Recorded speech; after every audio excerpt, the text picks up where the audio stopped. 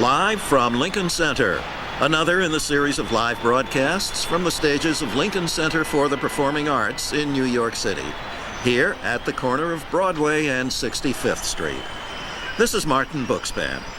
Tonight, the New York City Opera presents an American classic, Lizzie Borden, with music by Jack Beeson and libretto by Kenward Elmsley, based on a scenario by Richard Plant.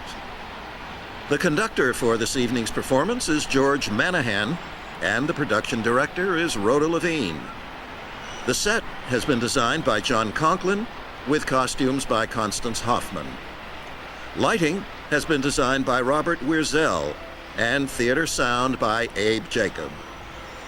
Well, I see that the musicians of the New York City Opera Orchestra are assembling in the pit here at the New York State Theater. So let's go to our host, Beverly Sills. Good evening, and welcome to what promises to be a delightful evening of murder and music at the New York City Opera. Let me begin the festivities by offering my heartfelt thanks to Lizzie Borden. We are all in her debt. The story of her double-axe murder has inspired many works of theater, including Agnes de Mille's Fall River Legend, and the opera that's about to begin here in a few moments. The real Lizzie Borden was acquitted by an all-male jury who apparently just couldn't believe that this well-mannered, demure woman had it in her to do her parents in. It's my guess that they weren't opera lovers, or they would have known that good manners don't guarantee good behavior. Melodrama is always lurking behind the curtain. And lucky for us that it is what makes opera grand is violence, villainy, and wickedness. Now there's a cue for Lizzie Borden if I ever heard one. I'll see you at intermission. The action of the opera Lizzie Borden, of course, deals with things leading up to the evening of August 4, 1892, in Fall River, Massachusetts, when the parents, the father and the stepmother of Elizabeth Borden, were hacked to death. It is one of the legends in American folklore, and the opera retells some of the history, but also uses some poetic license with some of the facts. Here is George Manahan. We'll have the first act of Lizzie Borden.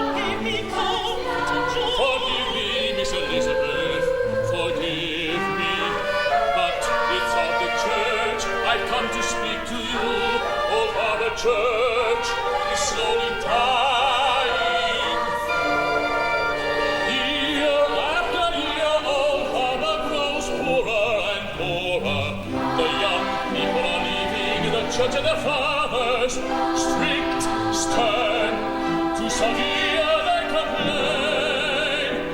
They forsake regeneration and join with those who give incense and ease. Now Mrs. Hale is leaving. Mrs. Hale?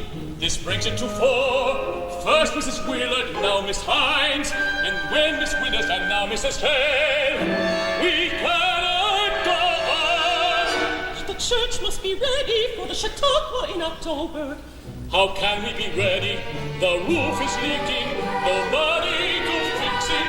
My church is in danger. Old Harper is dying. We need help now.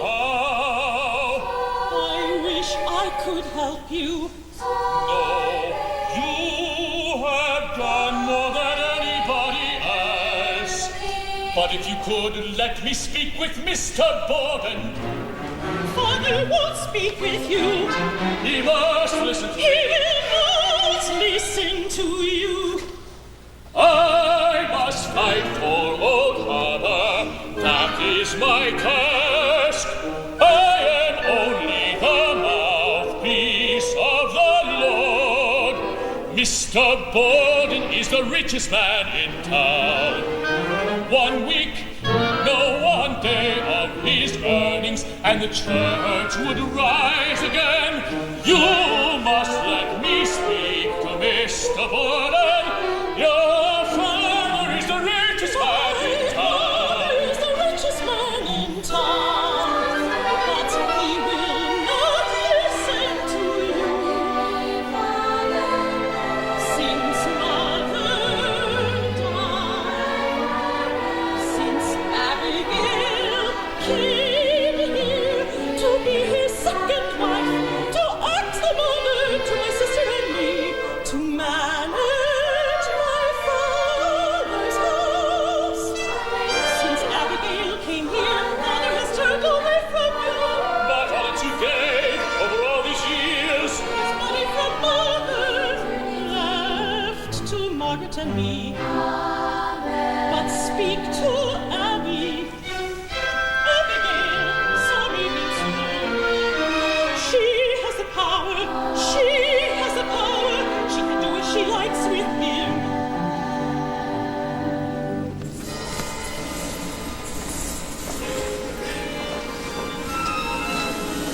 A few steps from outside. Father is coming. You must go now at once. Children, go outside. This evening. Now run along. Quickly, quickly. I should thank you, Mr. Borden, for permitting the children to rehearse their Sunday school songs here with Miss Borden in your house. I prefer that my daughters remain at home.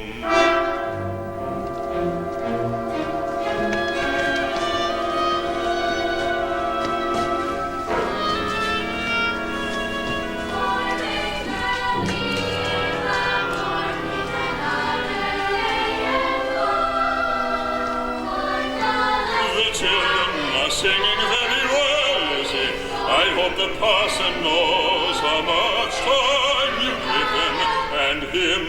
Andrew Borden won't spend another. One can never do enough for the church. The preacher's own words, how well he has taught you.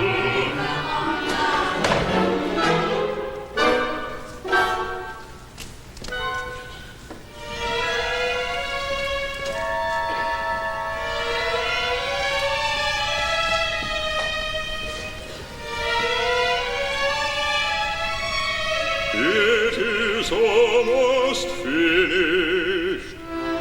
Now able you are, skillful and clever with your hands. I am no clever seamstress. I can do The a house properties dress, on yes. Taunton Street, Who sees it 704, Who sees it 705. It here? should be paid. But now when you for 705. It should be I 806. must visit the seamstress and order a formal gown. Formal gown. Early in the fall, from all over New England, those will gather who have toiled for our mission. The Taunton shipping line. Repairs. Receive the offerings for the workers in the vineyard who bring the light to the heathen. I am too spare. I cannot look like a beggar. I need a new gown.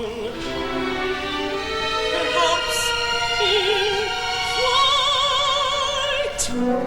You have money of your own, Elizabeth. I gave you a house on Harbor Street, the rent from the house. To pay off the mortgage takes all of the rent. It brings no income, it never will. You have bought a book of patterns, I saw it. You made a dress for yourself, useful and plain. Yes, I can make a calico dress useful and plain, but I cannot make a gown for the October meeting. Hundreds will be there, they will gather and pray and sing. I cannot make it myself. Make it good, wear it out, use it up, or do without. No, Elizabeth, no, it is nothing but vanity. You wish to shine among the neighbors, Elizabeth. Abby wears a new gown made by the best dressmaker in the town. Leave your mother out of this. She's not my mother. My mother was Evangeline. You're headstrong and vain, Elizabeth. You strive to surpass the neighbors. You waste your life on senseless fears and gaudery. No, Elizabeth, no, you have enough for yourself. Waste not, want not, make it good. Wear it out, use it up, or do without. Go to the attic in the morning and search among the dresses of your mother. You can make an old dress do for the missions meeting.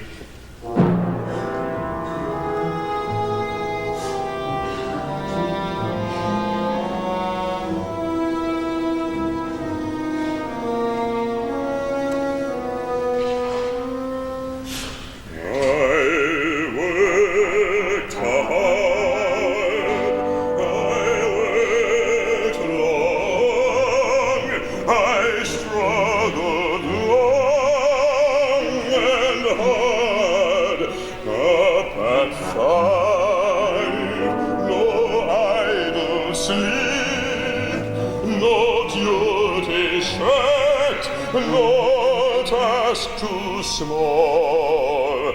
I buried the dead, grieved with the mourners by the sweat of thy brow. Shalt thou eat thy bread?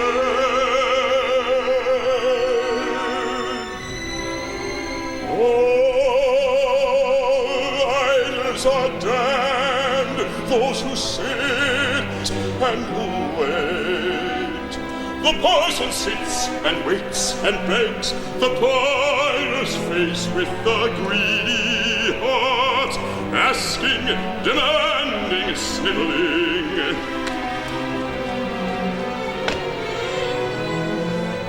He deludes my daughters, he defrauds their minds, they waste my money. They waste what I earn on his church and his sect, on his poor and his missions. The weak shall never inherit the earth. From him who has not shall be taken away. To him who has shall be given. I am elected. Word falls upon me. The Lord has blessed me. My labors prosper. My properties multiply. He blessed my houses, he blessed my farms, the mills, the woods, the ships, the banks, castles are the idols, cast out are the idols, who will not work shall not eat.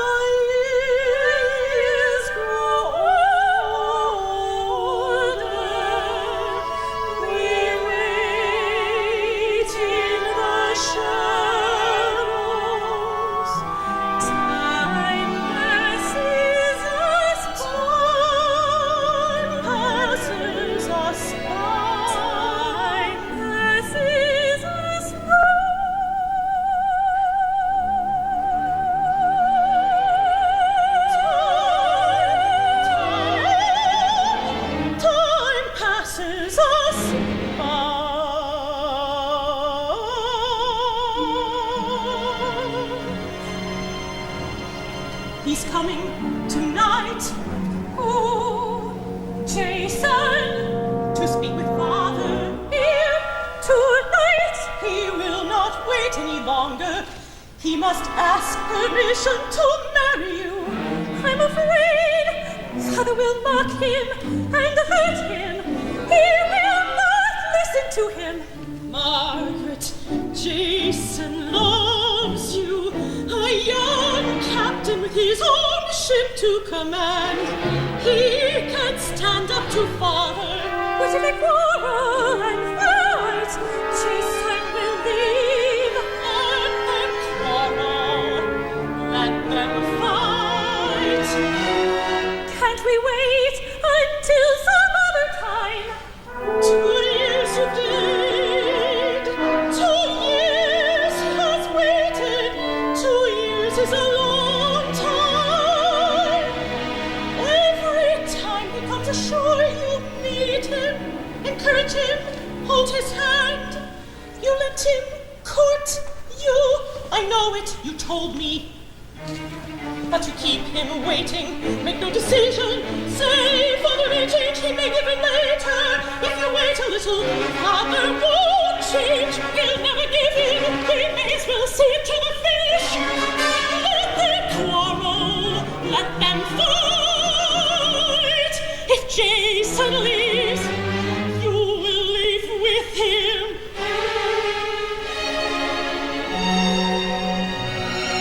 I cannot move any longer. My hands are cold, trembling.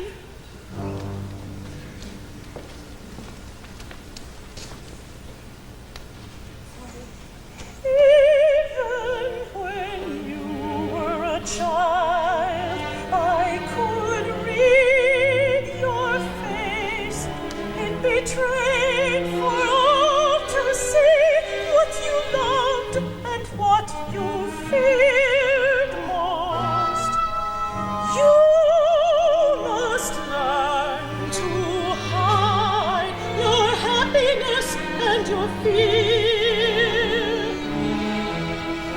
Hide what you feel. Wear the mask.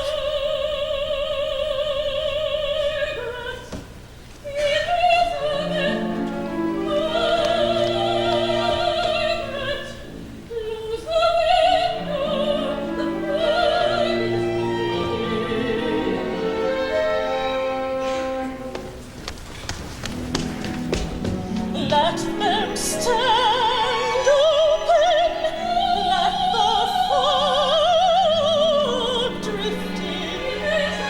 It brings the sea with it.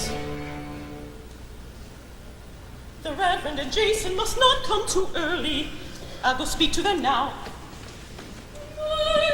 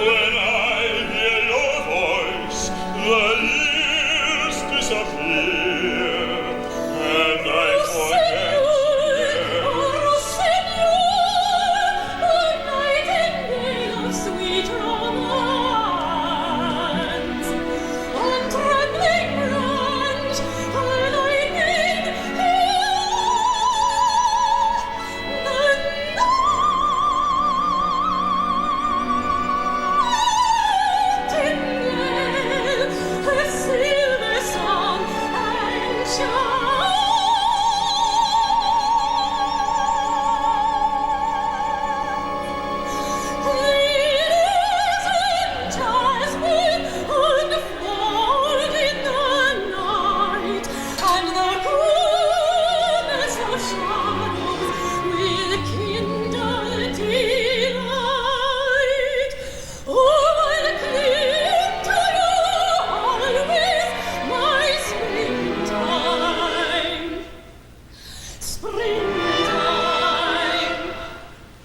Springtime. I can't go on. This key doesn't work, and this key, and this key. I'll speak to the tuner in the morning. Money wasted. There's nothing the tuner can do. This harmonium belonged to Evangeline's mother. It's worn out, simply worn out. The reeds are broken here and here and here. Too many tones, too many. The finish looks as good as new.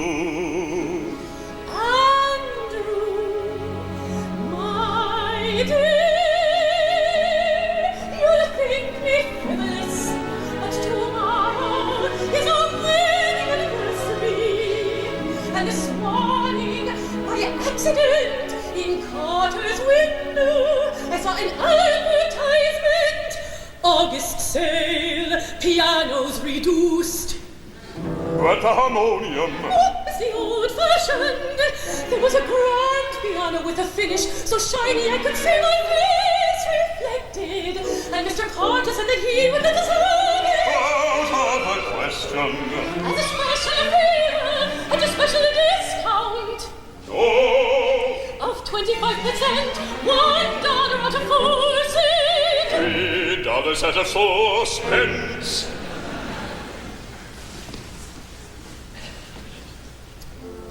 Abby, as you well know, your anniversary present is a ruby clasp. The ruby was Evangeline's. The setting is new, gold, 24 carats, inscribed to Abby.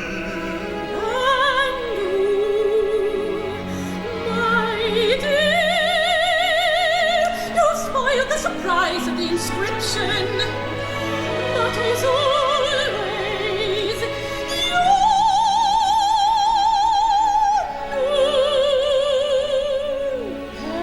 best.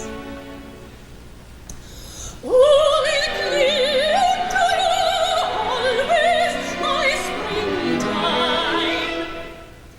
Springtime. Evangeline's harmonium, Evangeline's jewelry, Evangeline's portrait, and yours and daughters. Why do they hear you? What if they do? To your daughters I'm still only the hired hand.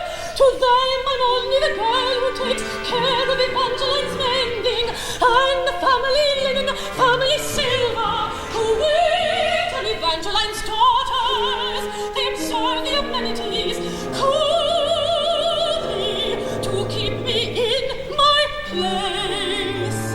Tonight I shall move back where I belong, to my old room upstairs, to the narrow room where your heart first found ease. There 'tis can ease my heart, and not disturb your rest, while Evangeline keeps watch over her house by night. You need not bed in the servant's room. Provided it's a sensible investment, I'll buy the grand piano. And the portrait. Tomorrow we'll choose new pictures to embellish the walls.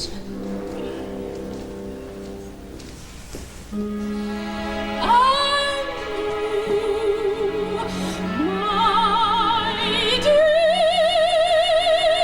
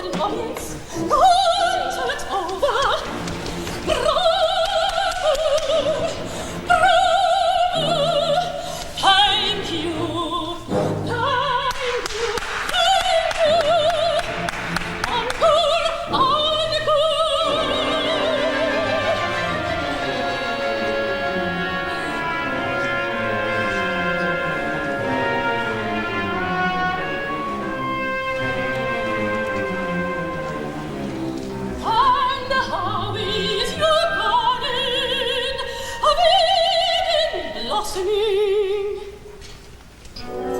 Your mother asked how your garden is blossoming.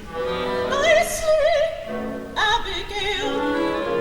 Oh, patiently they sit, night after night, and you can see how the serpent coils around the tree of life, the very incarnation of evil. I only follow the pattern. When it comes to their faces, let your father be Adam. Abigail! Then I can serve as your Eve. I only follow the pattern. Another of your stormy-faced evenings. Nothing but the sound of chewing. Nothing but the scrape of fork against plate all through dinner. And the two of you agree, as healing idols looking to me as if I were not there. I am not the ghost in this house. And you, my dearest, tell them of the changes we are planning. Tell them of the lovely anniversary surprise. Tell them of the brand new grand piano. Tell them of the brand new pictures to be chosen. We must fill all that empty space. What empty space? Where Evangeline's portrait hung. Who took it down, your father? Could you do it? It belongs there. Nothing in this house belongs anywhere unless I say so. With my consent. With mother's consent. Mother's consent. Abigail's consent. If you mean Abigail, say Abigail, not mother. If you mean mother, say mother, not Abigail. Who is that? Visitors at this hour? I'll bring you the refreshment. Visitors! What visitors? What refreshment? Kindly confide who they are. It is only the Reverend and a parishioner. The preacher. Please don't keep them waiting. Apologize to mother I first. can hear you. Let them listen. Let them wait. Apologize to mother No first. matter, no matter. I'm used to her ways by now. Apologize.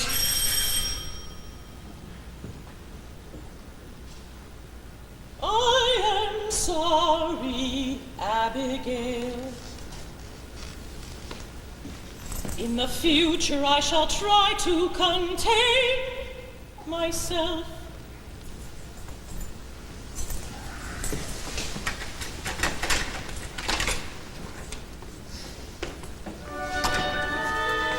Good evening, Mr. Borden. And to you, ma'am, may I present Captain McFarlane. Delighted to meet you. Captain of what? Horizon, sir. And good evening, Miss Elizabeth. And Miss Just Margaret. preparing refreshments. The horizon, Fall River line, lies between Taunton and Gloucester here to Boston and back. You make it sound as safe as a railroad schedule. Water is a wild element, sir, and I have just fought through a storm fierce as any I've ever seen. The Lord saw fit to save your ship. The Lord helps those who help themselves. The Lord helps those who help each other. Without my trustworthy crew, I'd be clinging to a piece of driftwood tonight, with only the gulls for company, instead of you charming ladies. I've seen the likes of your crew, Wops and Mohunks, Polacks and Shanty Irish, what used to be a decent law-abiding town, now isn't fit for respectable people. Storm from abroad, riffraff, drunks and ne'er-do-wells accost our women in broad daylight. They think they own the town. By night the whole town's theirs. Yes, I those who help themselves. I have a house to lock up, and a family, and a property to protect from the likes of your crew.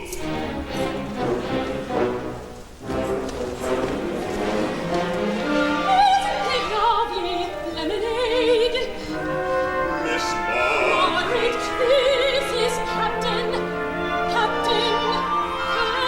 McFarlane. All the Lord that will see when it comes to names, Captain. Don't take offense, Captain McFarlane. Let's go sit a while and forget the heat.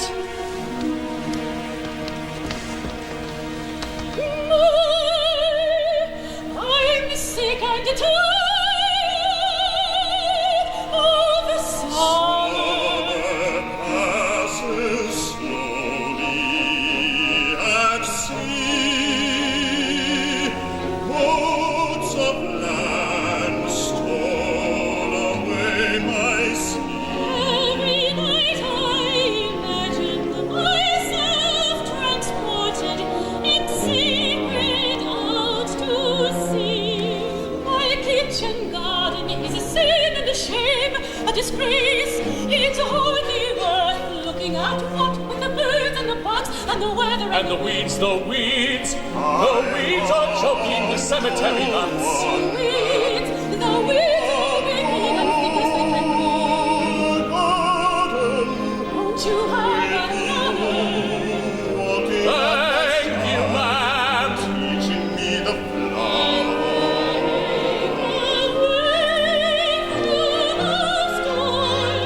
Tangled branches changed into night vision. I long to find my way to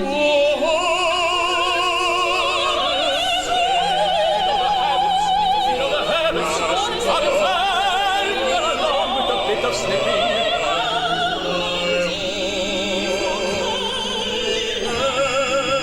Garden of Eden, their bodies gleam against the green of the Garden of Eden. Mr. Borden says that I have a green thumb. I surely must. You surely must, Mrs. Borden. What with the birds and the bugs and the drum with the weather and the weeds. The weeds are choking the cemetery lots. It's quite impossible to leave. What with the weeds, what with the burdock and the briars and the blackberry brambles. Garden of Eden, they lie sheltered under a tree's shade in the Garden of Eden.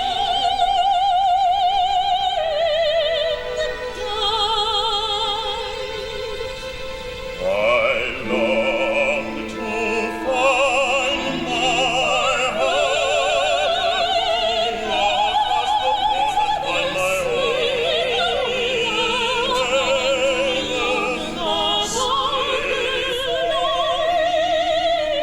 They slip entwined, entangled by The weeds, the weeds, the weeds. I'm sick and tired of the summer. To the end of summer. A toast to the end of summer. To the end of summer. End of summer. To the end of summer. To the end of summer. Now cross your fingers and close your eyes. Wish in turn and tell no lies. Your wished for harvest you shall reap, if your desire be truly deep. Please, what lovely a fire game. I hope to harvest. Say, what do you hope to harvest? What do you hope to harvest? One pretty girl to take my hand with 2 lips to welcome me home to land.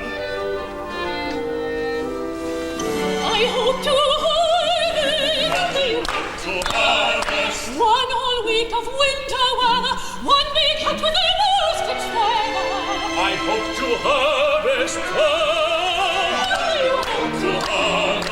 One church tower newly restored, that would be my fondest reward. I hope to harvest. What do you hope to harvest? One young man on a snow-white horse. A captain, a seafaring man will do, of course.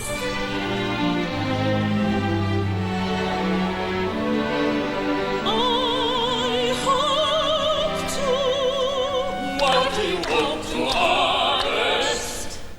Winter, summer, autumn, spring.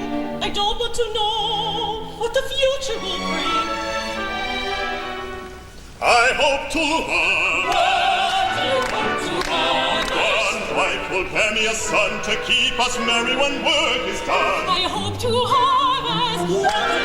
to harvest. Sandalwood screams from my Turkish corner. A pretty white pussycat who loves to harvest. One congregation who seek the truth and to keep them warm a new church roof. How seek your new affairs here? You have harvested enough in this house. First Evangeline, and now Elizabeth and Margaret. Bid our guests good night. It's been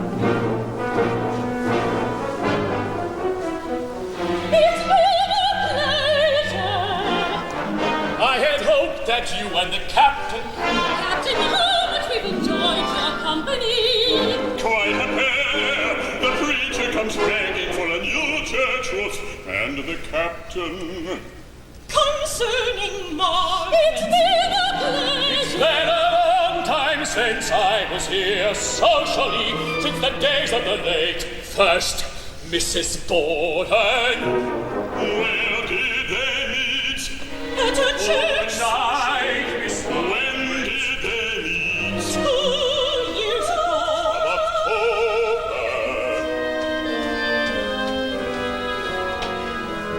Can you provide for her every captain worth his salt? Cannon good wages. Wages? Wages? Then you don't own a ship. All in good time. Good time, good time. 5 years, 6 years sooner with luck. In no time at all with Margaret's money. I do well enough on my own. Her money's beside the point. Money's never beside the point. I know men, I know money. Don't forget you're talking to a banker. Money's never beside the point.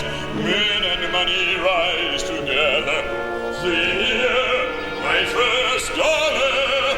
Friend, for good luck above our first desk from my first position at Fowler's funeral parlor. Learned how to pretty up the dead.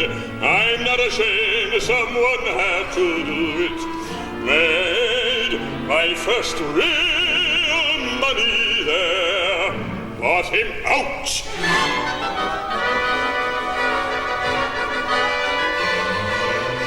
See here, Borden's funeral parlor. Made it pay. Went into real estate. Made that pay. Went into cotton mills. Took my profits. Went into banking. Never owed a penny to anybody. Never lost a penny to anybody. I was born to bitter. Went for a pittance school many years to let any man get the better of me. You have no reason to fear me. I'm no good for nothing schemer. But of all the girls in all the courts, why else do you pick out Margaret? Plain little Margaret. Childish little Margaret. Found herself, shielded by his tenderness, nurtured by his love. A frail vessel for marriage, But don't you agree, Captain? Do we have your consent or not? You have my consent to marry Lizzie. Marry Lizzie, my eldest daughter. I'll give you the money to buy you a ship if you marry Lizzie and take her away from here.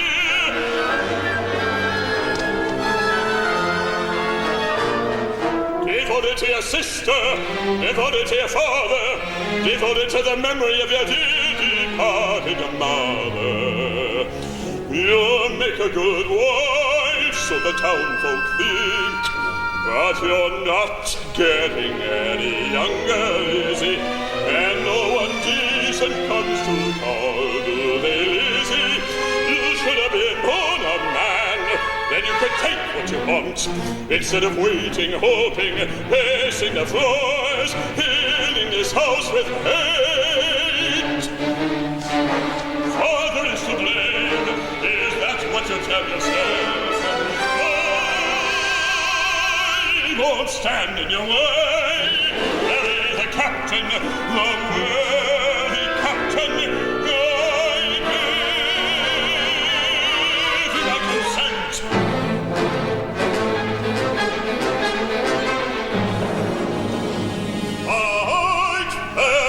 Mr. Borden, how could I buy your daughters even with your money? You have profited so long among the dead, Mr. Borden. You're lost among the living. Get out. A shame that Margaret's not one of your dead. Get out. A shame you have me to worry about. Get out of here. One day you'll walk into this house and you will close all the doors and you will lock all the locks and Margaret will be gone.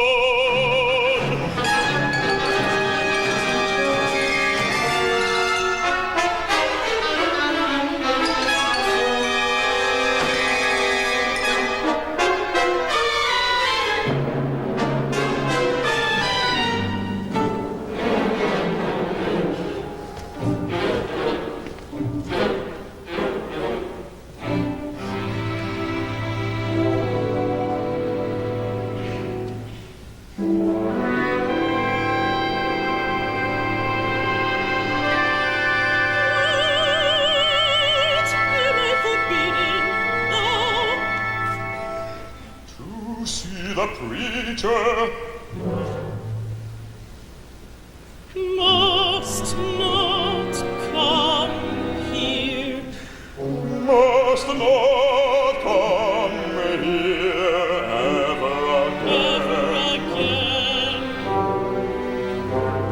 What am I forbidden? The children's choir Must not see them. must not see them ever again. What else am I forbidden? The captain I must never see him again. mention his name ever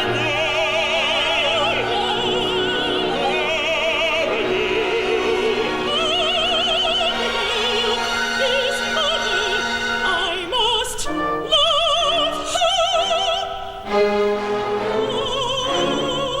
Love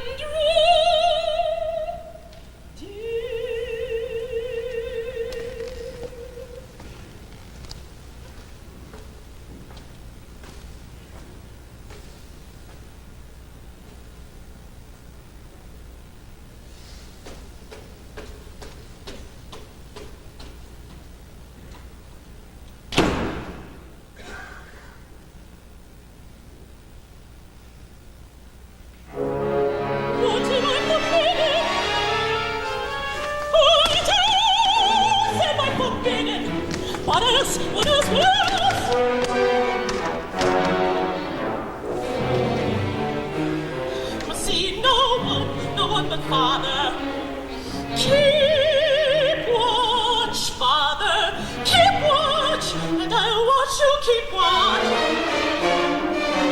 Guardian and prisoner, prisoner and guardian. Walls, walls, oh, there's many walls.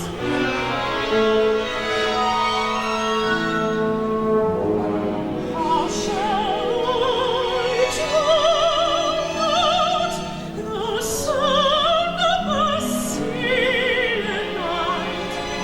How shall I drown out the sea sound?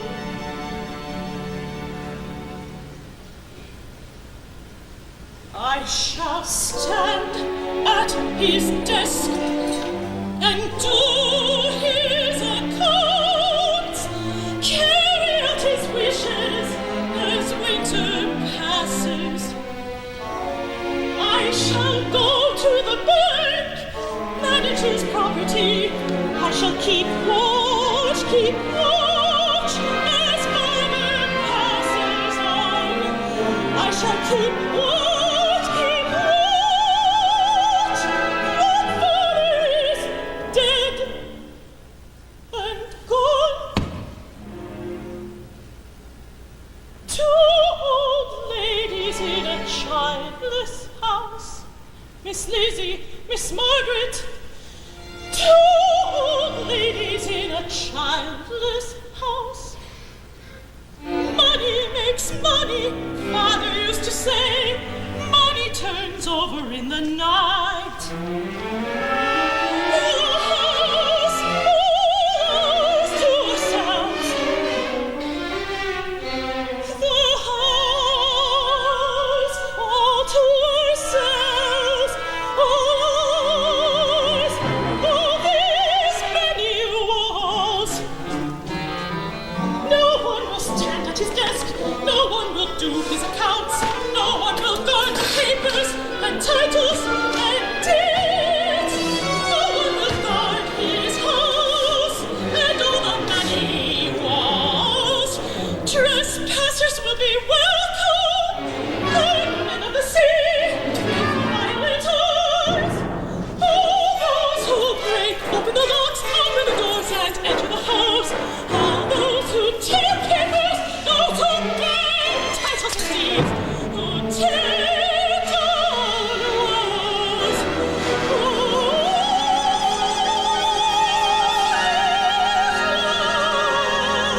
Walls. Who tear down walls.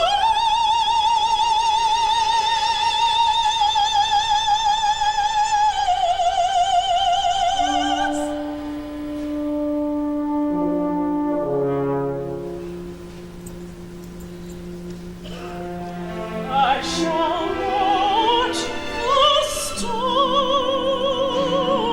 from my window this winter, and next winter, and the next winter, and the winter after, and the winter after, and the winter after, and the winter after. Miss Lizzie, Miss Margaret, two old ladies in a childless house. Miss Lizzie, Miss Margaret, two old ladies in a childless house. Cross your fingers and close your eyes. Wish in turn and tell no lies. Your wished for harvest you shall reap if your desire be truly deep. Late frost means early spring. Who knows what the summer may bring? I hope to harvest. If I turn and turn, I'll come round right in the valley of love and delight. Draw your magic circle, Jason. Heed my heart's, I'm sure, call.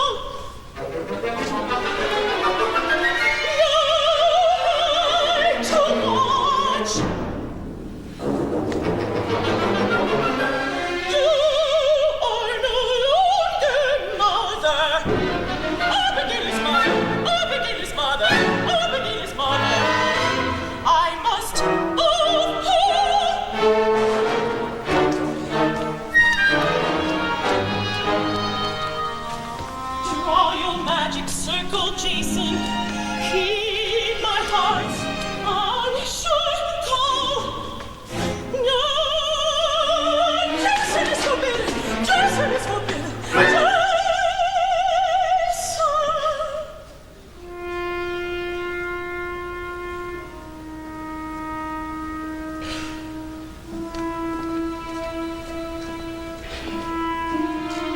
Keep watch, mother. Keep watch until I am free of all the dark hungers.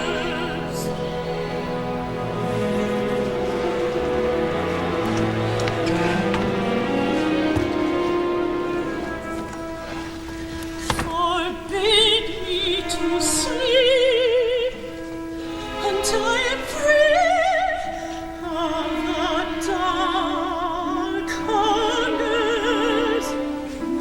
Keep me prisoner until I am scourged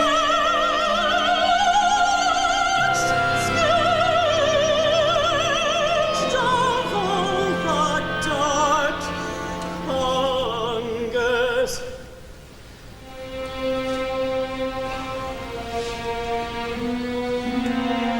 Keep watch, mother. Keep watch.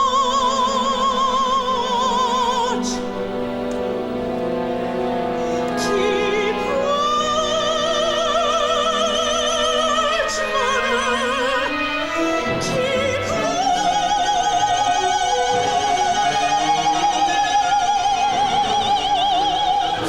Father, keep watch, and I'll watch you keep watch. I'm really ugly, I'm really pretty, I'm not living in a sanitary city. Breathe out and swallow. Snakes coil around the branches of the tree. Father's tangled in the vines, his mouth is black with flies, flies.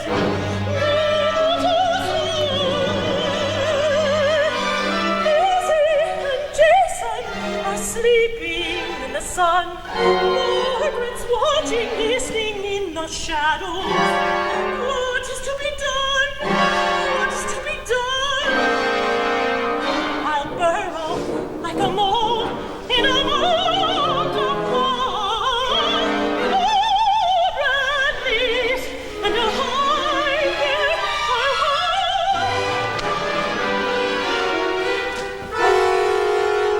I'll hide, hide, I hide, hide, hide.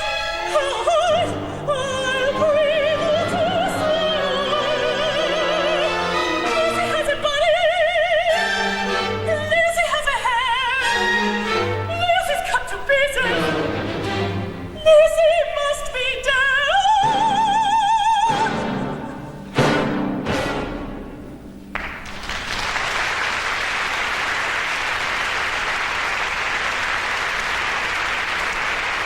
Live from Lincoln Center, this is the New York City Opera production of the opera Lizzie Borden, music by Jack Beeson, libretto by Kenwood Elmsley, based on a scenario by Richard Plant. Our Lizzie Borden is Phyllis Pansella, Abby Borden is Lauren Flanagan, Andrew Borden is Stephen West, and Margaret Borden, Robin Blitch Wiper. Now let's go to our host, Beverly Sills. Conductors and music experts and directors often get into long debates about the intent behind a particular work. Did Verdi think of Violetta as a tragic figure or a temptress? Are we supposed to laugh or cry at a particular aria? The questions matter because they affect how a work is staged and how the singer portrays the characters. But sadly, there are few practical ways of getting to the only people who know, because they're dead. Well, that's not a problem with the creators of the opera Lizzie Borden. Composer Jack Beeson and librettist Kenwood Elmsley are with us, and that's a good thing, because the story of how this work came about is as interesting as the opera itself. Lizzie Borden is not your average leading lady, and if you're like me, you've got a question or two. Why a Lizzie Borden opera? Another one might be called the Titanic dilemma. How do you make a story interesting when the audience already knows how it ends? If I could sit down to chat with Mr. Verdi, I'd have a pretty good story to tell. Well, I had a chance to chat with Jack Beeson and Kenwood Elmsley. And as you'll discover, they have a pretty good story of their own. Here at the New York State Theater on this live from Lincoln Center telecast of the New York City Opera production of Lizzie Borden. Let's go back once again to our host, Beverly Sills. When you want to tell someone to keep things simple, you sometimes use the phrase, don't make an opera out of it. It's easy to see why. Opera plots tend to be impossibly complicated. There's usually a lot going on between the overture and the finale, and much of it is aimed at keeping the audience engaged and entertained and involved. As we've already seen, this is a remarkably bare and uncluttered set, and that somehow establishes the tone for the whole production. In staging the opera, director Rhoda Levine has obviously been as concerned about what is left out as she has about what is included. As we'll see in just a moment, this was not a casual decision. Lizzie Borden is sung by Phyllis Pansella, and Lauren Flanagan brings the stepmother, Abby, to life on stage. How they do this, with little in the way of scenery and props, is a question I was eager to ask, and of course I did. How they use their voices to become Lizzie and Abigail is really a juicy topic. But enough introduction already. I don't want to make an opera out of it. I think it's kind of fun to sit around with the axer, the axe. That's right. And the one who showed him how to axe in the first place. It was, I must say, it was a hair-raising evening for me. I hadn't seen it since the 60s. Right. And at the time I was, involved in my sweet and blonde little baby dough. So how could I worry about it? How can I worry about Lizzie? This production, we don't know from Sweet and Blonde. Apparently not. And I was really jolted by the impact it was having on me, and how much I cared about all of you on stage. Even though I know the ending, I'm not sitting there thinking, God, what's going to happen? I have to say, whose ever stroke of brilliance it was, and then I promise. Mine. Oh. Undoubtedly. I'm just sure. Okay, well, I want to thank you for that staircase. She's like that, but she wields the axe, so we let her be like that. I would think. I would think. You notice there's no knives up here. Yes. We were very careful about that. Nothing sharp. My husband has been as well. Said nothing. Oh, really? You take your performance home with you. Well, I think stripping the stage like that to nothing but that staircase, which looks like the gallows. It looks like a climb to, and you just wait for you to go up and down and think, is this the last time she's going to make that one? I loved, Beverly, when you talk about the stairway and about that set. John Conklin always makes me better than I am. No. I really think he's terrific. And in doing this barren set, which we both found was a perfect metaphor for lives that are barren, and also that allow you to focus in on who's there. But he's also done something very interesting. The Borden house was clappered on the outside. And like in a Richard Diebenkorn painting, he switched it around so the outside became inside.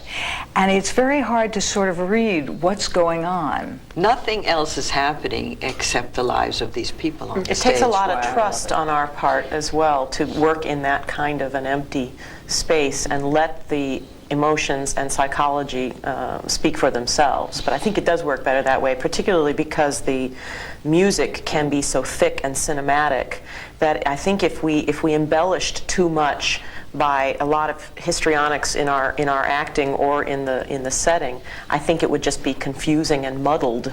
Whereas this is very, you just zoom right in on everything that's happening. Well, you both are kind of just hair-raising in it, and I think in your case, the control that you show throughout the piece makes that mad scene, which I think is one of the best mad scenes I've ever seen on stage. And of course, yours is a very dangerous role. Right. That you think, good, give her a couple of more whacks. And in a strange way, you expect what you get from the father. It's quite interesting because for a puritanical New England man, there's obviously such a sexual attraction to this woman that anytime she just touches him, he's ready to climb up the gallows, so to speak. But that happens to me in my life every day. Is that it?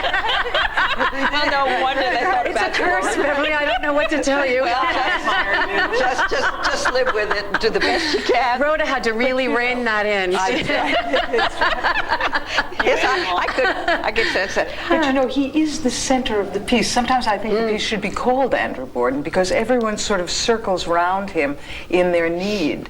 And also, it was very important to me that at some moment you saw the effect he had on my character as well. You know, he's very dismissive of me at times, and that you could see that on some level we are all the same, and we're treated very similarly in small moments. You know, not always.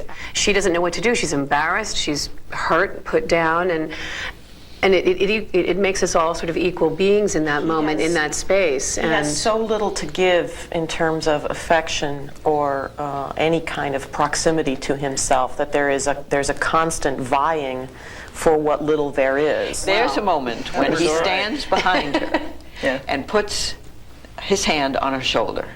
And I thought to myself, is she going to push it away in disgust, or what's she going to do? And what she did, at least from the way it conveyed, is that you actually touched it quite tenderly.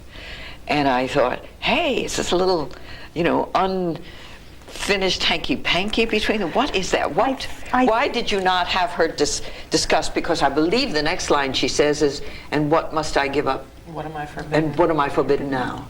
No, I think what that's about is I think the problem with Andrew is that he does give double messages. He compliments and he walks away. There are no he doesn't let Lizzie respond in any way, and he denies her what she needs. But there is an attraction and a need, particularly on her part, for warmth, particularly from a man, because she has lived with this father. And I think it is how you read it. I think that the audience has to read as they see it. Did you ever think for a minute about having one of the murders committed on stage? No, not at all. I don't think it's about that kind of gothic activity. I think it's about people trying to live their lives and struggling with one another. I think there are no bad people in the play. I think there are people who are trying to find their way and make a life that they can lead. But it's Did you miss interesting. it? Did you miss? No, I was curious to know whether such a scene could be staged, or whether it's the usual, lift the axe and have a blackout. Yeah. The usual, and then have the chord played 41 times in the orchestra. Boom. The way I like them off stage, just because. I was not. I don't want to say. No, I know. I wasn't implying. I wasn't suggesting that. But for me, because it really does become this kind of wonderful, macabre act of freedom for her. The audience gets horrified by more, I think, than the murders, is her lack of options. Finally, it is such a tight trap by the end. They're both very difficult roles to play, and never mind the singing aspect of it, because these are throat killers, no matter no matter how. I see sharp. no What was he thinking? No matter. What was he thinking? Sure. Not of high C. I know. That's party trick. Party trick. That's right. And you approach it from C. You do the chromatic run from the high A all the way down to C sharp, and then you go up to the C sharp, and then you go up to the high C sharp. So he's done this very weird thing there. We're all standing backstage going. Oh yeah! Is there a word on that high C sharp? It's night. So he gave you at least an awe. An open one, yeah. But Lizzie Not is at all. very rangy and very popping up and down between chesty kind of stuff, which I normally try to avoid. I try to mix as much as possible, but this one says just go, and so I go, and it's fun. I mean, it's fun to do that once in a while. It's very hard to place notes in Lizzie, Yeah. I mean, you really just have But 6 performances at a time is enough. I know. It's also the kind of placement that some singers have to use because they can't make a high C, and the only way they get that high C or are secure that they're going to get it is it's almost a little ritual. It's 30 seconds ahead, I've got a high C coming, and sometimes you can see it in the tenor's Bohème aria in the first act. You see a visible tightening. You see the hands. Everything starts to behave differently, and he is working now to get that high C in the way he feels most secure that it'll come out. Can I just say how glad I am I'm not a tenor singing? I mean, it is a very precarious thing, but placing a note is really putting it in the place where it utilizes the most facility. You know, people know what we're doing, not because we like pick up a knife to stab someone or necessarily. People know that Lizzie's changing because we hear it in her voice.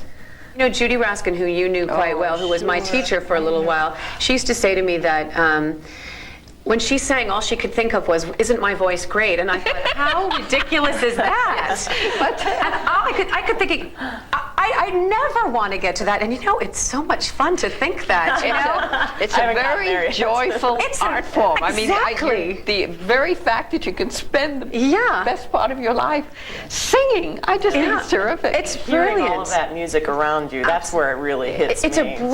It's a brilliant way to live. I mean, you must have gotten a huge thrill out of that. I had a good time. You had to have.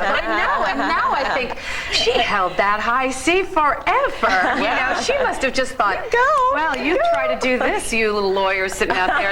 You know, I'm just. You think it's so easy? You try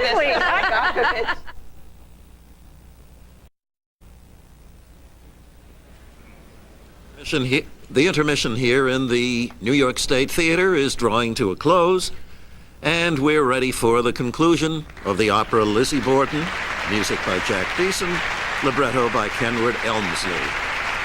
Our conductor, George Manahan, the music director of the New York City Opera, shaking hands with concertmaster, and now the conclusion of Lizzie Borden.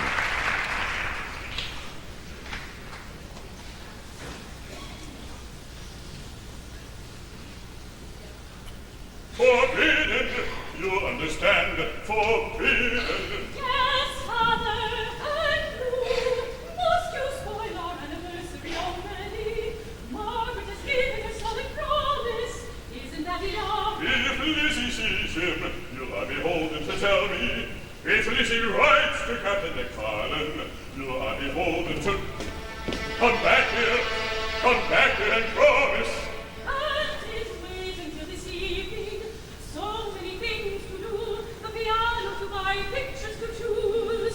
Margaret, dear. Yes? Be so good as to tell Lizzie she need not lay the table for supper. Your father and I shall not return till late afternoon.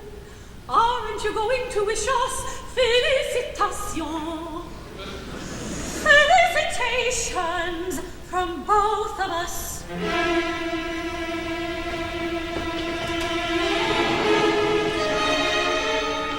We've got to see him. They may be promised. If you see him, I must tell them. They may be stand up. You must make ready for Jason. This is mother's wedding dress. I brought it down from the attic. Your Chautauqua dress for the October meeting will be your wedding dress. I want to give it to you. I can make do with anything. Lizzie! Lizzie! Resting in the garden. She's resting in the garden. Nervous headache. One of her nervous headaches. Mr. Borden has decided to give her your mother's portrait. We'll need the wall space. Abby, come along now. A bientôt. Abby. As the French say, a bientôt.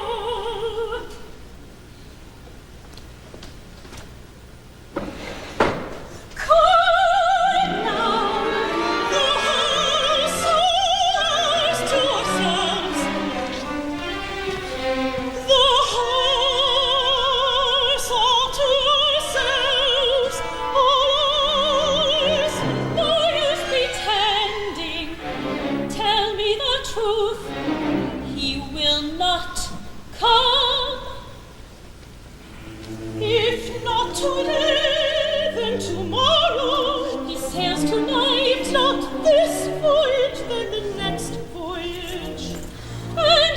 Jason is only someone to be used, so we can wake up free and then walk into any room unafraid. Of course you cherish him. Of course he'll come. If not today, then tomorrow. He sails tonight. Not this voyage, then the next voyage. And what if he only wants to marry money, as father says? His father says, stand still. So when Jason comes, the dress will be ready. If not today, then tomorrow. If not tonight, this voyage, then the next voyage. And meanwhile, kill time with the old. What a great time by the old mother's waist, mother's manner, gentle arms, gentle arms, fix their meals and make their bed. I have father's ways, you take after mother. Delicate hands, delicate hands. Clean their house, tidy their room.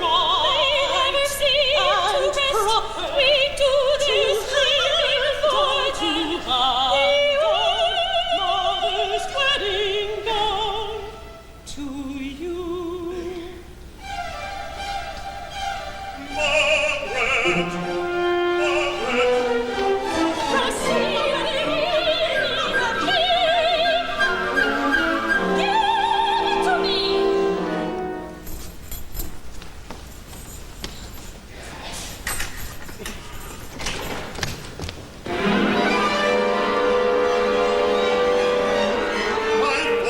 Myself to wait until I was sure that it was safe for you to come with me. And while I waited, repeated all the names of islands we'll sail to.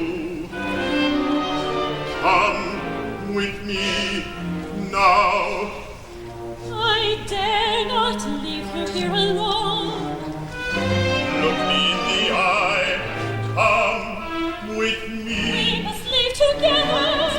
The dress, pack our belongings. Come with me. I must collect our winter things and banish my wedding dress. And when I'm ready, Jason will return for me. Lizzie will know what's best. Let her do the deciding. Lizzie always decides. Like her father before her. You don't know her. Such deep hurts, such helpless rages, such hidden anguish. Deep hurts, hidden anguish, closed shutters and silent rooms. Barren gardens and dark winters. This is Lizzie's way, Lizzie's climate. But you belong in a constant weather of warm winds and gentle sun. I'll provide you with innocent islands where on bone white sand, where you belong, in a constant weather of warm winds and gentle sun. Listen.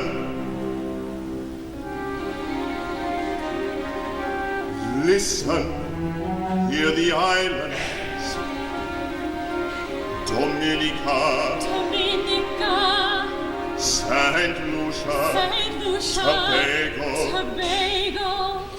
On those green islands we'll gallant together in a blue weather where palm trees grow and coral spread and land seasons. On those green islands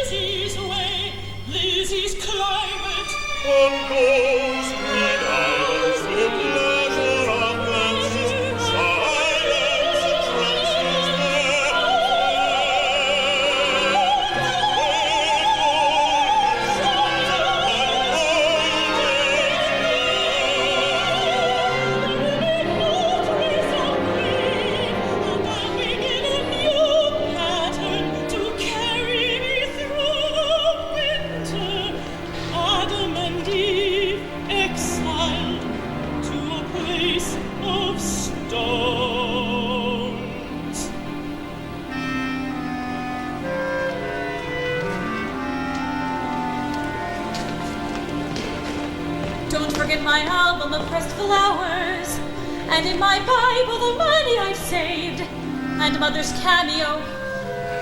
Mother's cameo. Flowers, pressed flowers. And Jason's letters in the closet in the hat box. They mustn't find them. Jason's letters. I'll come to the gate for your belongings. For my belongings. Belongings. Before dark. In time to catch the tide. And we'll come back for you. If not this voyage, then the next voyage.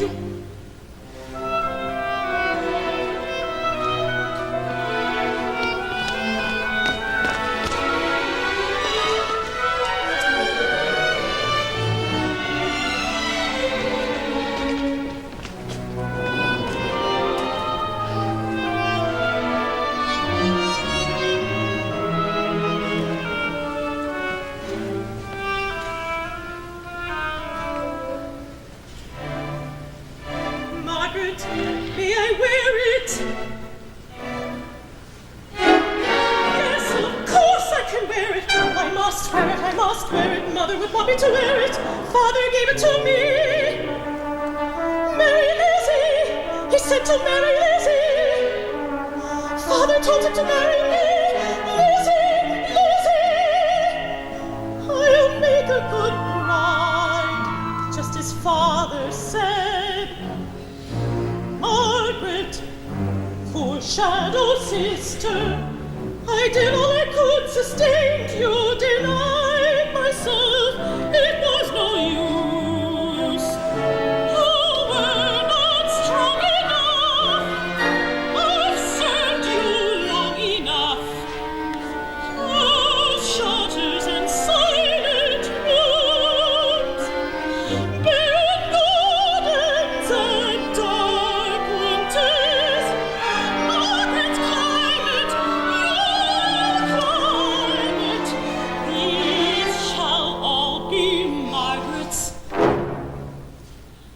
Margaret's desires are dark and deep. This is the harvest that you shall reap. A garland of pebbles around her neck, a dress of linen the color of dust.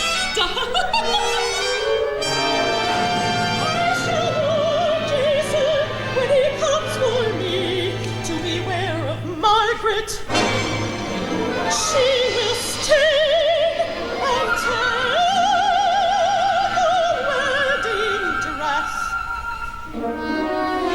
She'll be dirty, bloody, and forbidden. Margaret is forbidden. I shall warn Jason when he comes for me to beware of the shadow sister of the silent room, to beware of Margaret, the forbidden sister, on the barren garden. His hands, Jason's hands, must not touch the forbidden sister.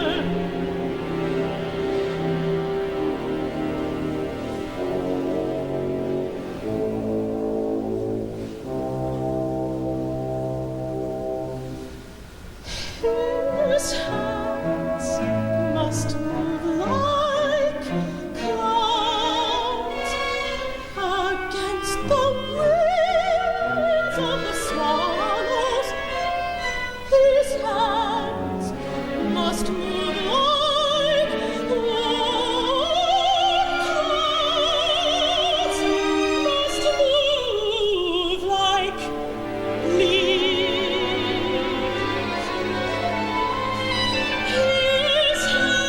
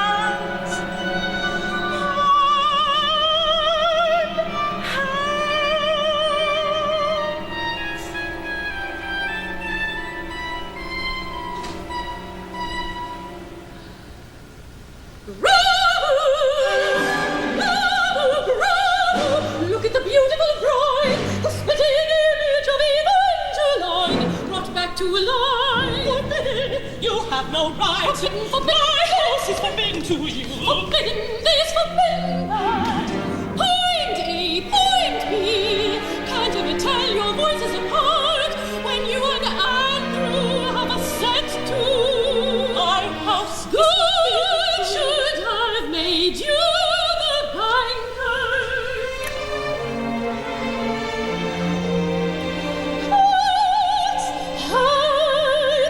Hats. This is no weather for trying on hats. Ringing wit. What with Andrew breathing down my neck? Hurry up, Abby, hurry up. Gave me such palpitations. I had to come home for a rest. While he went back to the bank. Business. He won't come home till after dark. So celebration.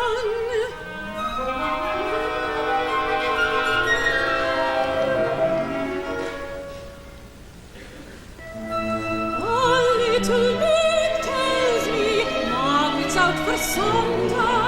The garden gate was open. Andrew always locks it, and double locks it. A little bird tells me someone has a key, a secret key to the garden gate, and someone would have a conniption fit if he knew it. But what he don't know won't hurt him.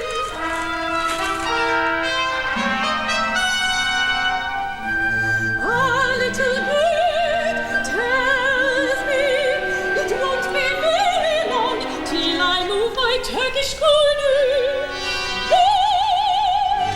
And here where that mirror was, I'll hang my scimitar. Scimitar is correct. Scimitar, scimitar, scimitar. I never had the advantages. Scimitar, scimitar, scimitar, scimitar.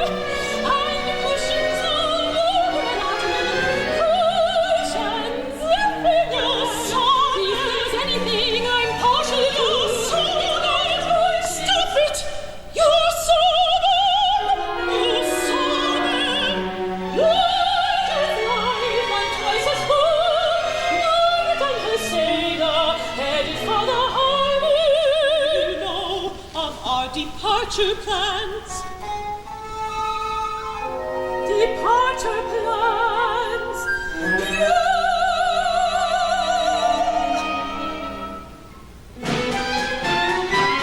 No use pretending the house won't be the same without you.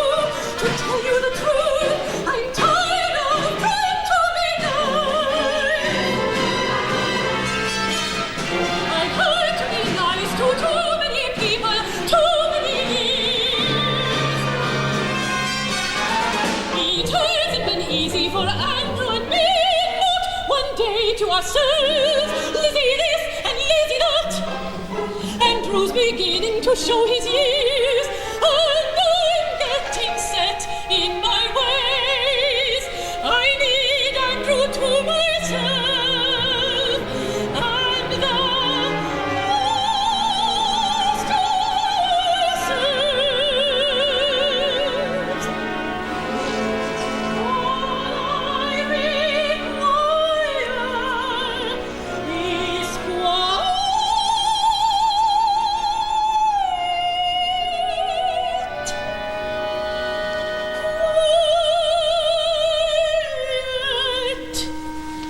And cushions. I shall not be going anywhere. I should have known it was wishful thinking, imagining Lizzie out of the house for good. I shall not be going anywhere. I should have known it was wishful thinking, imagining Lizzie as a bride. Margaret's the bride, just as I arranged it. High time you arranged a nest for yourself. Margaret is safe out of the house.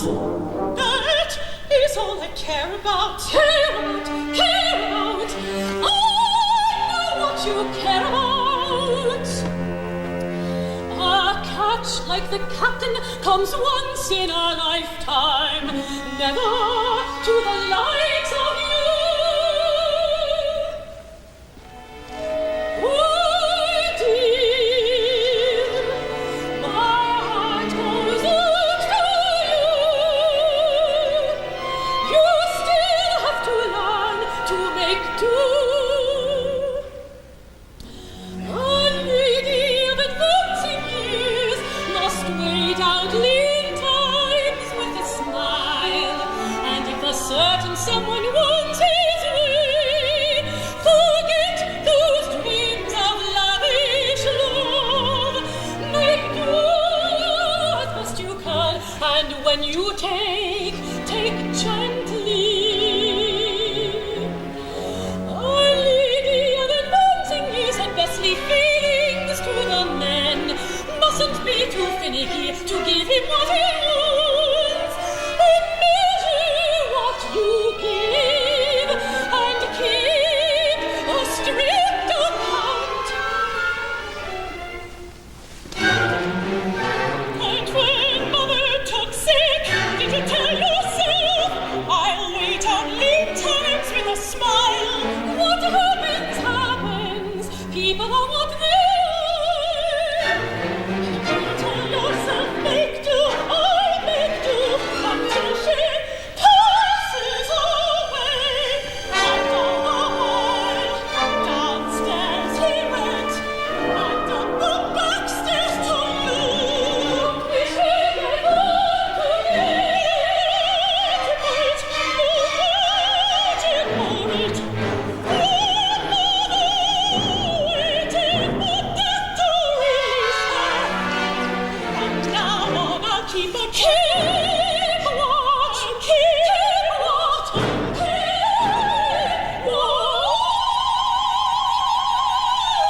watch, for another prize catch.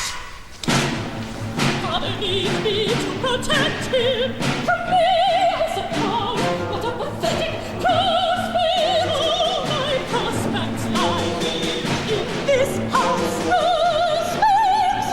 I know made already. I was born. I know made already. Nothing to do with it all. But daydream. But daydream. Oh, what else in front of all we know? Your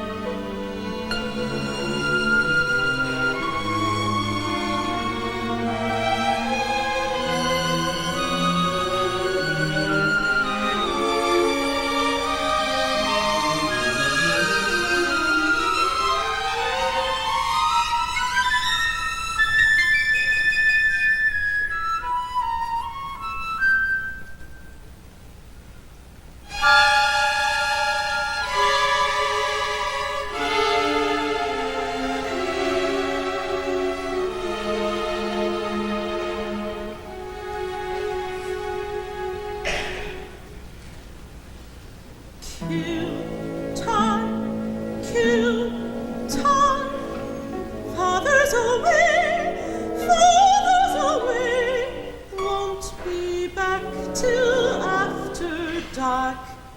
Hide in a mound under the leaves.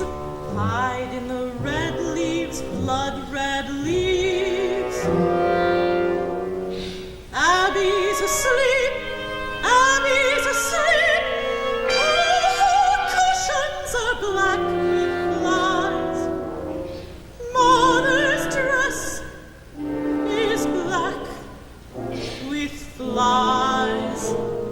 Flies on the vines, flies on the weeds, flies on the flowers and on the seeds. Margaret's cameo, where is it? Tell me where to look. The metal box on the bureau, And the Bible. on the desk, under the sketchbooks, in the teakwood box, press both sides of the lid. And the letters. Letters, letters, My letters to Margaret. in the black hat box, in the closet. Kill time, kill time. Sail away, sail away. Make it do or do without. Nobody sees, nobody knows. Lizzie's a ghost who comes and goes. Abby's asleep, Abby's asleep. Oh, cushions are black with flies. Cut up the cushions with a scimitar, and out will fall a stone cold child. I shall reap my wished-for harvest if my delight be truly deep. From them, the letters here in my hand, a shock of sudden departure. Cannot move, cannot think. Margaret's departure. Your departure. The letters, Lizzie. And cruelty always leaves me weak. The letters. I'd best keep them safe from the storms at sea. I promised Margaret that I'd bring them. If you take them, I'll need your letters to take their place. Margaret will write to you. You must write to me as you wrote to her. Don't be afraid, she needn't know. No one will know, only you and I. Promise, promise, promise me. I promise. Now give me the letters. The letters, my letters.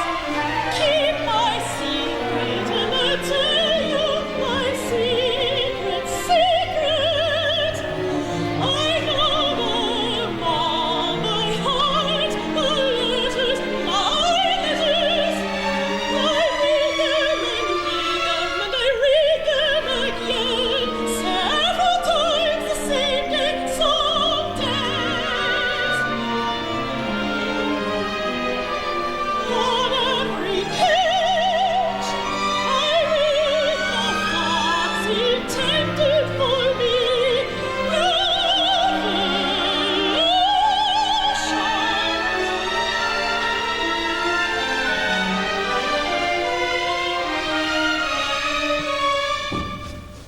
What an unexpected pleasure, Captain. Is you have to do the honors? I'm feeling under weather, and Mr. Borden's not home. He's detained at the bank, should be back at any moment. Oh, little word to the wise ought to be sufficient if you intend to take Margaret and Lizzie on a little on a little excursion. It's been an unexpected pleasure, Captain. Goodbye, Lizzie.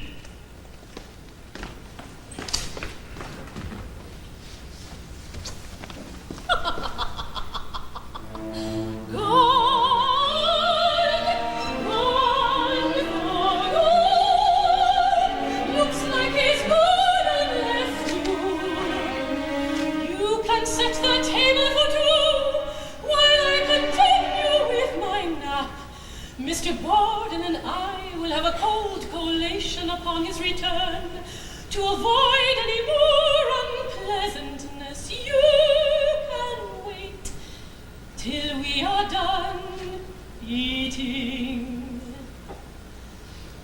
I shall have so much to tell him.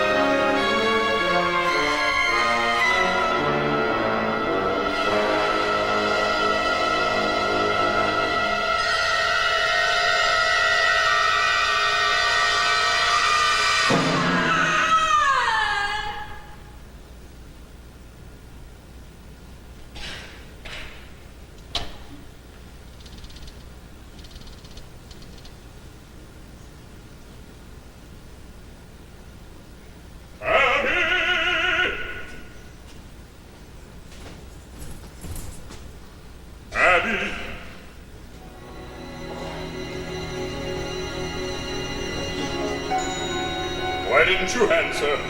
Making me shout, Abby, Abby, and there you were all the time. You left the gate wide open. Anyone can walk right in and take what he pleased. If that happens again, I'll ask you for the key. Lizzie! What are you doing in Evangeline's wedding dress? We are safe now. Abby is no longer with us. You have no right to trespass in her part of the house. My house. Our house. Margaret has gone away, and Abby has left us to ourselves. Mother would be pleased. We have the garden to ourselves. Walk in the garden, in my wedding dress. What are you saying? Walk in the garden. Look around. Abby! Abby is forbidden. Must not see her.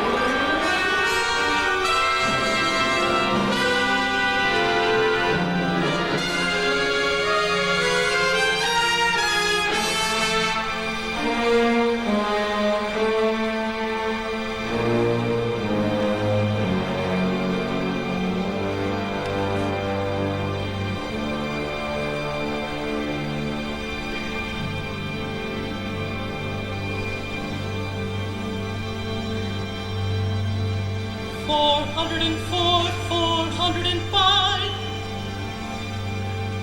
408, 409, 11, 412, 13, 14. Count up the columns and add up the numbers. Account for each entry. Check every balance.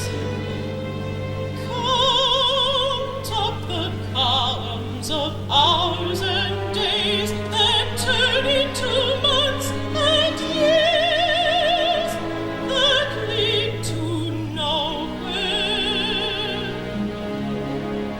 Dust hangs in the air, unmoved. No shadows disturb the quiet. Nobody comes, nobody goes. Lizzie's a ghost that nobody knows.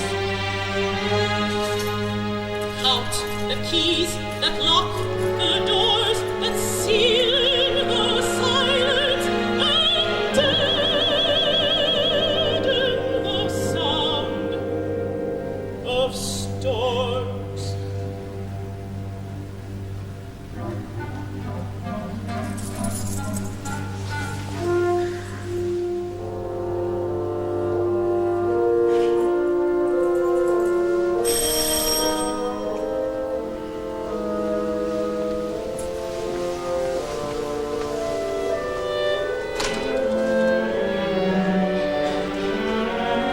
Good evening, Miss Lizzie. I was passing by, such a nip in the air. We leaped from summer into winter. I don't go out if I can help it.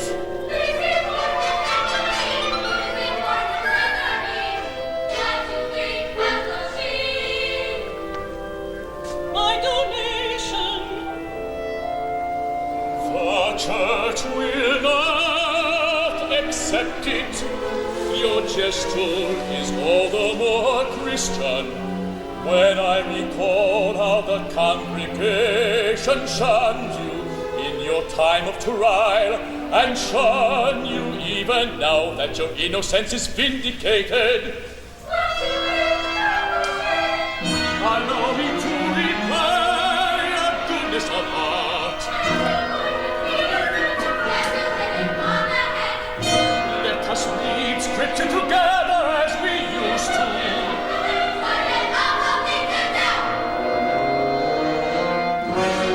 protecting my father's interests as he would have wished consumes my time.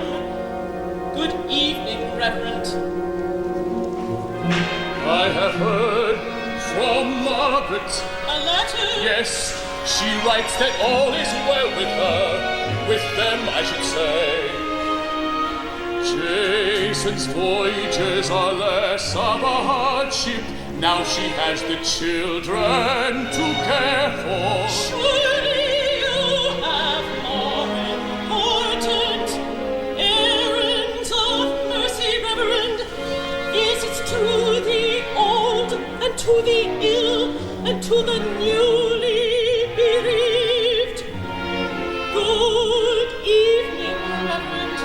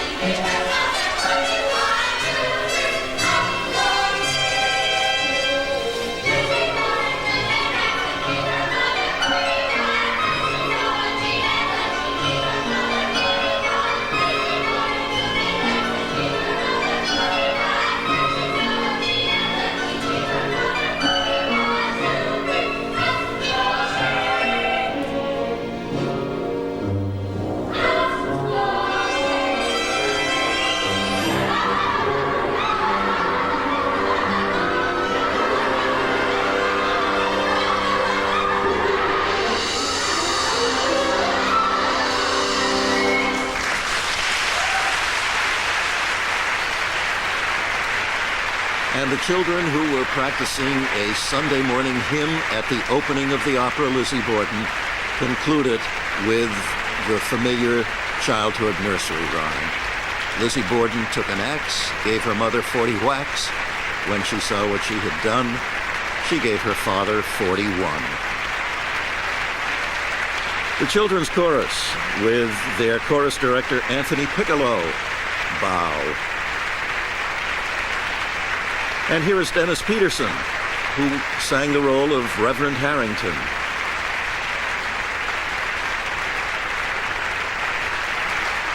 Captain McFarlane, Dean Ely.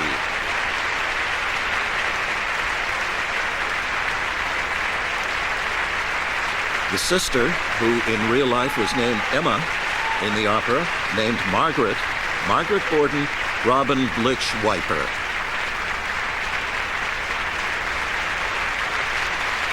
And the father, Andrew Borden, Stephen West.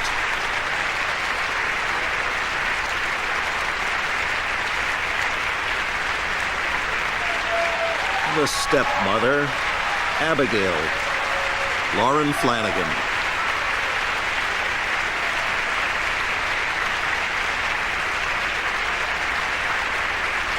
And our title character, Lizzie Borden, Phyllis Pansella.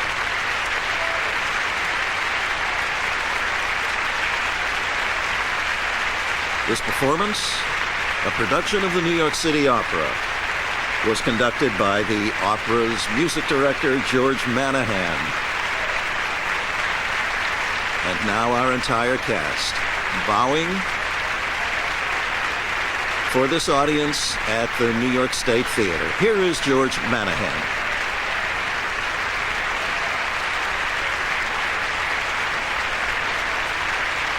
Maestro Manahan acknowledging the performance of his opera orchestra.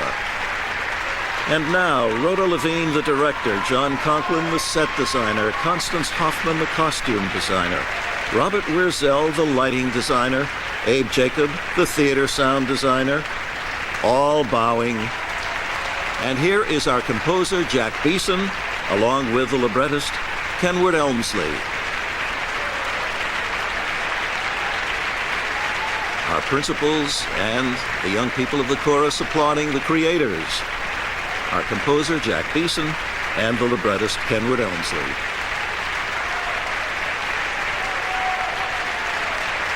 It was the New York City Opera that gave the world premiere of Lizzie Borden. That was in 1965.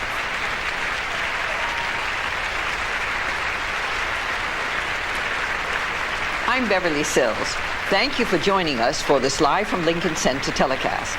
Be sure to tune in for our next program on April 7th with the New York Philharmonic and the Lincoln Center Jazz Orchestra celebrating Duke Ellington's 100th birthday. Check your local listings for time and station. I'll see you there. There are conflicting reports as to what was the later life of Lizzie Borden. She, of course, was acquitted of the crime, and there are conflicts. This is Martin Bookspan. Good evening.